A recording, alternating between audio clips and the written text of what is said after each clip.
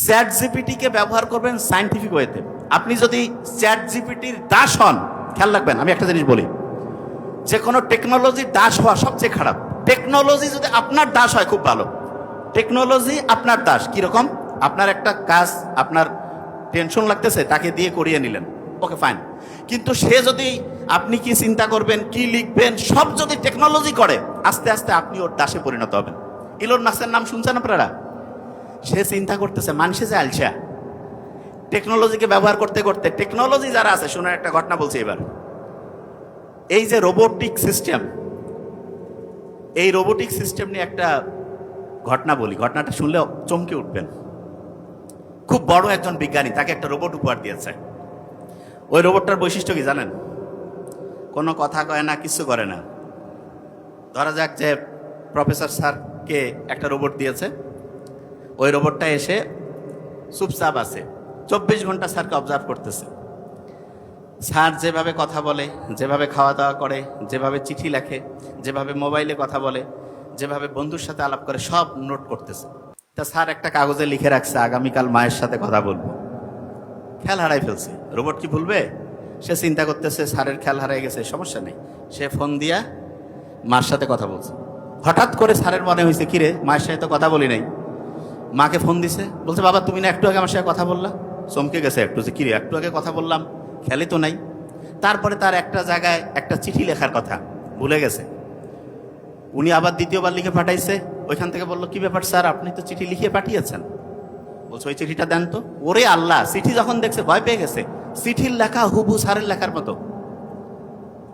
Sir এবার চিন্তা করতেছে, আমি আর ডায়েরিতে লিখবো না, এবার মাথায় খালি মনে মনে চিন্তা করবো, দেখি হয় কি করে। স্যার মাথায় চিন্তা করতেছে যে আগামী ওই দিন ওই বন্ধুকে দাওয়াত দিব। ভুলে গেছে। সাধারণভাবে না লিখলে আমরা ভুলে যাই। স্যারের কথা ছিল যে সন্ধ্যা 7টায় ফোন দিবে। 7টা যখন পার হয়ে গেছে, 7:30 পৌনে 8টার দিকে স্যারের মনে হয়েছে, কিরে আমি তো ফোন দেইনি, এই সময় একটু টাইম পেয়েছি, ফোন দেই। ফোন দেওয়ার পরে বন্ধু বলছে, বন্ধু তুমি কি করছো, কেন একটু আগে তো ফোন দিলা। স্যার এবার ভয় পেয়ে গেছে। স্যার চিন্তা করতেছে যে কিরে আমি যা চিন্তা করি এও তা চিন্তা করে। পৃথিবীতে কিন্তু একই রকম দুইটা সত্তা থাকতে পারবে না। স্যার তখন চিন্তা করতেছে এই রোবটকে রাখা যাবে না, রোবটও তখন চিন্তা করছে এই লোককে রাখা যাবে না। ফাইট শুরু হয়ে গেছে রোবটের।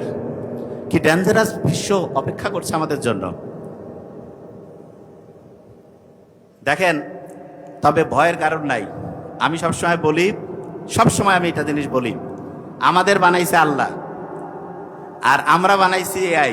যত সুপার ডুপার এআই হোক, মানুষের যে ক্রিয়েটিভিটি, নতুনভাবে চিন্তা করার ক্যাপাসিটি, সেটা কেউ পারবে না। তা দুই প্রফেসরের এরকম আলোচনা হচ্ছে। বলতেছে একজন যে না মানুষ আগামীতে থাকতে পারবে না, আরেকজন বলতেছে না মানুষ জিতবে। তা দুই প্রফেসর বলছে ঠিক আছে, পরীক্ষা হোক, দেখি কে জিততে পারে। দুইটা রোবট দুই পক্ষ থেকে আসছে, লাস্ট বেঞ্চ।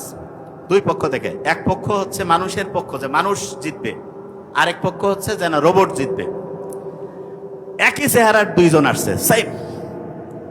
এখন দুইজনের মধ্যে একজন হচ্ছে সত্যিকারের মানুষ, আরেকজন হচ্ছে সত্যিকারের রোবট, কিন্তু চেহারা সবকিছু একদম সেম।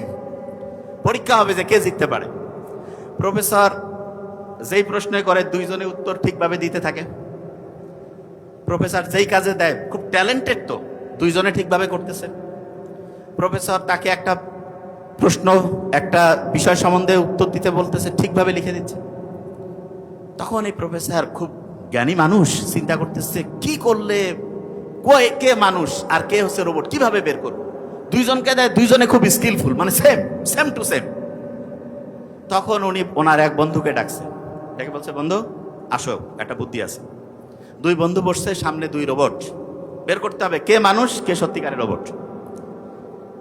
পাশের বন্ধুর সাথে সে গল্প করতেছে, লাস্ট বেঞ্চ 90 ডিগ্রি। পাশের বন্ধুর সাথে সে গল্প করতেছে, কি সেটা? যে বন্ধু খুব ভালো খবর আছে। কি খবর? আমার মা বাপ অ্যাক্সিডেন্টে মারা গেছে। তা হেসে হেসে যখন এই কথা বলতেছে, এবং সে বলতেছে মা মারা গেছে, খুব খুশি হাসি। যে সত্যিকারের রোবট সেও হাসতেছে, কারণ তাকে শিখাইছে হাসলে হাসতে হবে, ভদ্র তো, কানলে কানতে হবে। আর যে মানুষ, সে তো জানে এই লোকটা অ্যাক্সিডেন্টে মা বাপ মারা গেছে, হাসতেছে, তার মানে পাগল হয়ে গেছে। ও তাকে বুকে জড়ায় ধরছে। যখন ও বুকে জড়ায় ধরছে তখন ওই বিজ্ঞানী বলতেছে এ হচ্ছে খাঁটি মানুষ আর হচ্ছে রোবট। বুঝা গেছে? তার মানে মানুষের সবচেয়ে পাওয়ারফুল জিনিস হচ্ছে অন্যের প্রতি সহমর্মিতা, অন্যের প্রতি এই যে মানুষের সাথে মানুষের যে বন্ডিং, এটা দুনিয়ার সবচেয়ে সেরা জিনিস।